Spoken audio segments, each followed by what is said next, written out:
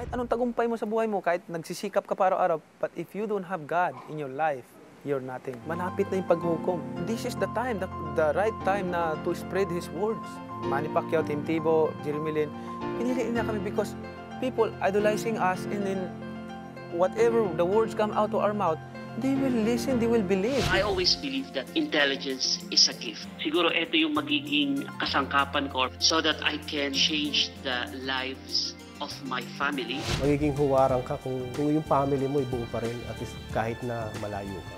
Nangyari kay Elsie Reyes ang bagay na kinatatakutan ng sinumang babae, ang mapagsamantalahan.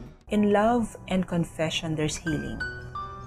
Sinabi ko sa Panginoon Diyos, Lord, humingi ako sa iyo ng another 30 years extension sa buhay ko. Kasi marami pa akong mga mission sa buhay ko hindi ko patapos. It feels pain sa isang ama na namimiss niya yung mga pamilya habang nasa abroad siya.